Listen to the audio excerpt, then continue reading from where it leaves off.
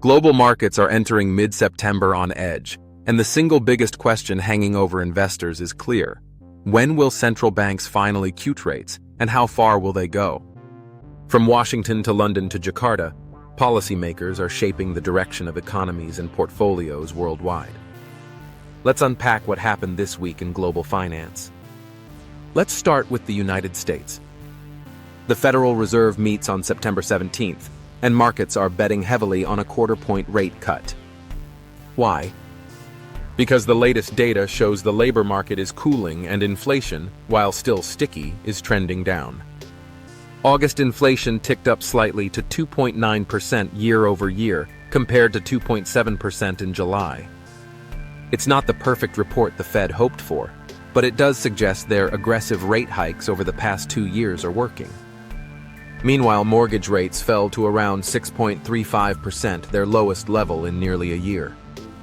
That's welcome relief for home buyers who have been frozen out of the housing market. Still, affordability remains strained, with home prices stubbornly high and supply tight. The Fed's decision on rates could determine whether housing stabilizes or remains locked in gridlock. Behind the scenes, investor behavior is telling its own story. Money market fund assets hit a record $7.3 trillion. That means institutions are still parking cash on the sidelines, waiting for clear signals from the Fed. At the same time, equity funds saw more than $10 billion in inflows last week, led by Europe and Asia. Bond funds, especially euro-denominated and corporate debt, also attracted heavy interest. It's a sign that investors are willing to dip back into risk assets, but they want the safety of income in case volatility spikes. Shifting across the Atlantic, the Bank of England made waves by signaling it may slow down its quantitative tightening program. In plain English, that means they're considering selling fewer government bonds than planned. The move comes after long-term UK bond yields spiked, raising concerns about stability in the gilt market. The European Central Bank also held its benchmark rate steady at 2%. Inflation in the Eurozone ticked up to 2.1% in August, slightly above target, but policymakers in Frankfurt stressed patience, keeping rates unchanged while they monitor growth and energy markets. Elsewhere in Europe, bond markets were calmer but fragile, with investors still wary of sovereign debt pressures. The ECB's decision to pause rather than push rates higher gave some reassurance, but the message is clear: the Eurozone is not out of the woods yet. Over in Russia, the central bank cut rates from 18% to 17% in an effort to relieve pressure on an economy strained by war spending, sanctions, and high inflation. Even after the cut, rates remain extraordinarily high, underscoring just how difficult conditions are for households and businesses. Meanwhile, emerging markets are facing their own crunch. Moody's warned that sub-Saharan Africa's largest economies, including South Africa, Nigeria, and Kenya, are struggling under the weight of high financing costs. Elevated interest rates, combined with weak currencies and low access to global capital, are slowing growth and squeezing public budgets.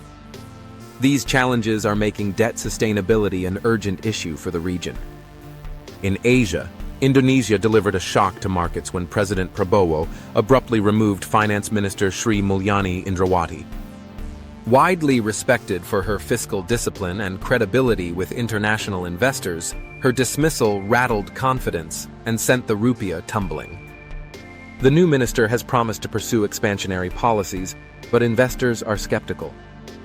The concern is that without Indrawati's steady hand, Indonesia's fiscal path may drift into riskier territory at a time when stability is crucial.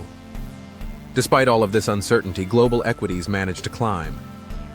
Tech stocks and AI-related companies once again led the rally, supported by hopes of lower rates and falling long-term bond yields. Investors are looking for growth stories to bet on, even as risks remain elevated. Oil prices, however, slid on renewed concerns about slowing global demand, particularly from China, where industrial activity remains sluggish. So, what should investors watch for next? The centerpiece is the Fed's September 17th meeting. A cut is widely expected, but what matters more will be the tone from Jerome Powell. Will he signal that more cuts are on the way, or will he warn that inflation remains too sticky to ease quickly? Bond yields, especially the U.S. 10-year Treasury, will be key to watch. A sharp move could send ripple effects through housing, equities, and global credit markets. Central bank messaging in the UK and Europe will also be crucial.